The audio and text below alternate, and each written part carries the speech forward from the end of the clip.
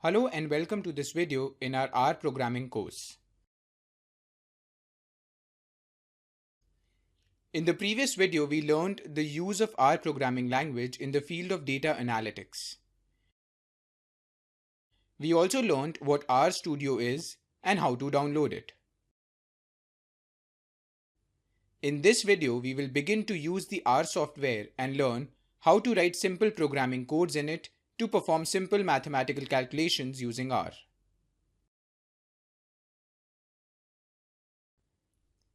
Firstly, we will open R Studio and this screen will open. To clear the text that is appearing by default on the coding screen, we press Ctrl+L. We have an option to write our codes in the R console or in R Studio.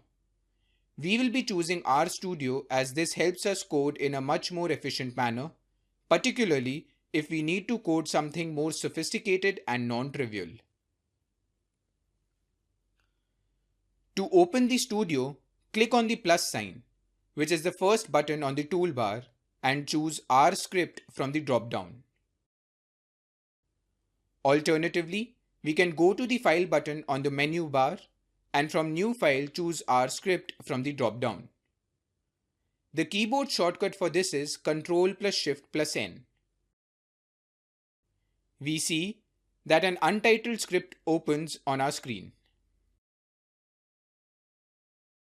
Now let us understand the difference between coding on console and coding on studio.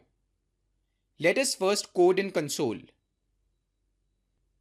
Let's write the simple code 2 plus 3 and press enter. We see that it gives the answer 5. Similarly, now we go to the studio and write 2 plus 3. Please note that in R Studio, to execute any command or code line, we press Ctrl+Enter.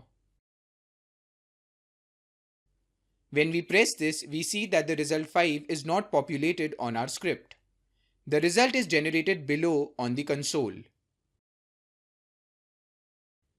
Let us try to understand what is happening here.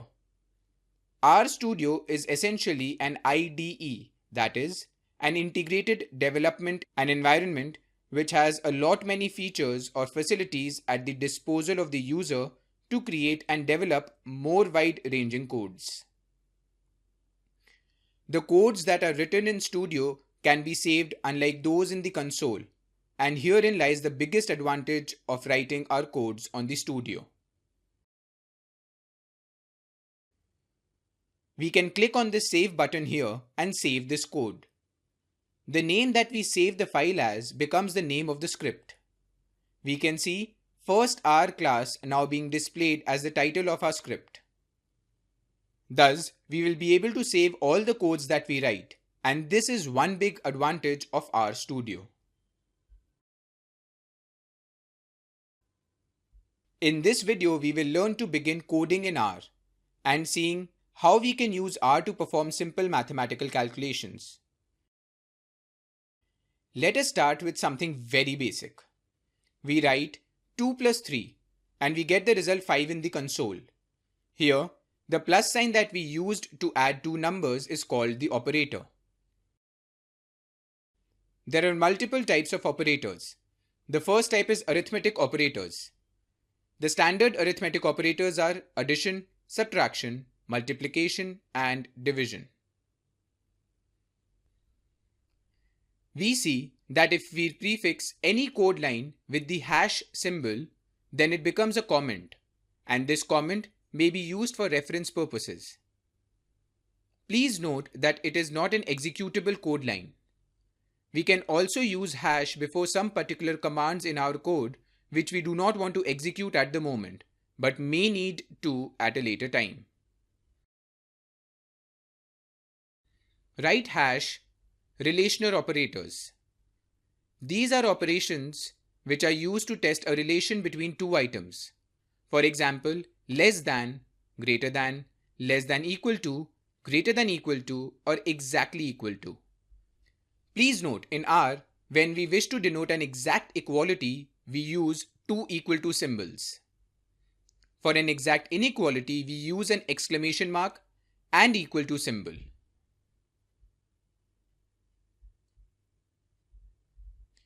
Next, we have logical operators such as and, or, not, and is true, which are used to combine more than one test condition and perform logical operations on these. We will look at some of these in our subsequent videos. We also have assignment operators. Both of these are the equal to operators, which assign the value of the left-hand side item to the right-hand side item. However, the scope of the latter is more than the scope of the former, and hence we will encourage the use of that while using complex codes. Let us see how we use these operators. 2 multiplied by 3 equal to 6. 5 minus 4 equal to 1. 2 raised to the power 3 equal to 8. We can also write this as 2 double star 3, which will give the same result. Please note that double stars and the raised to symbol can be used interchangeably. This is how we use simple arithmetic operators in R. Let us now see how we store values in R. Values are stored in variables. Hence, variables are objects which can be used to store different values. Please note that everything in R is an object. Any data structure that can store values is called an object in R. Few examples are vectors, lists, matrices, arrays, factors, and data frames. Let us put hash in front of these to make these comments as opposed to commands.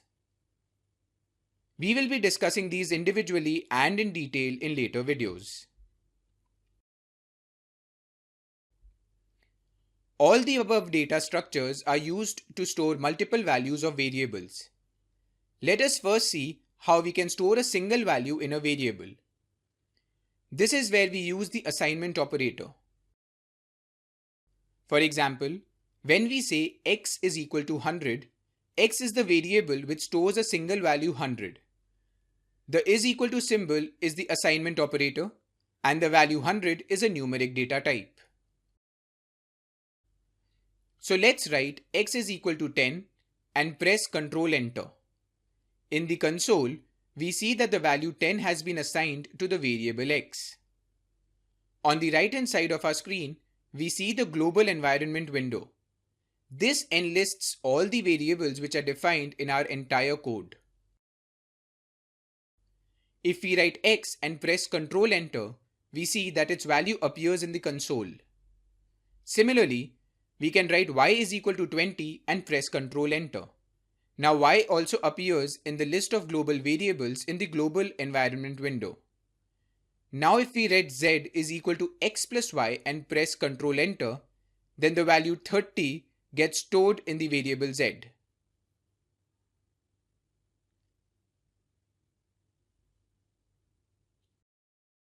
Until now we have not printed the value of z, hence it does not appear on the console and only appears on the global environment window. Now if we write z and press Ctrl Enter, its value appears on the console also. This was an example of assigning a numeric value to the variable. Now let us assign a character value to a variable. Write a is equal to Delhi in quotes. A gets defined as a global variable. Please remember that character values are always written inside quotes. A group of characters is called a string. Let us say we want to check the data type of a particular data value. For that, we have a function called class. Write class, and we will see that brackets will automatically appear next to it. The variable whose class we wish to determine will be written inside these brackets. If we wish to determine the class of x, we will write class and then inside brackets x. Press Ctrl Enter. We see that its data type appears on the console. That is, the value stored in x is a numeric value. Similarly, the class of a is a character. We will define another variable b. Write b equal to true. We see that it says object true not found. Since true is a text value, we will have to put it inside quotes. Once we do that and press Ctrl Enter, we see that the variable b gets defined in the global environment. Say, we now write c is equal to, in quotes, 25. Since we have inserted the number 25 in quotes, it will be read by R as a text value and stored as a character. If we check the class of C, we see it says character. If we have a character which we want to convert to a numeric value, we use the function as.numeric to do this. This is a conversion function. Write as.numeric in brackets C and press Ctrl Enter. We see that it now appears on the console as the number 25. If we now check the class of C, it still appears as a character. Even though we have converted the character variable to a numeric data type, we have still stored the character value in the variable C. Write d is equal to as.numeric C and press Ctrl Enter. Now we check the class of d. We see that d is a numeric variable, as the value stored in d is a numeric variable. Let us define a variable using the conversion function as.integer. This will convert the variable c into the integer data type. In the global environment, we see that the value of e is 25L.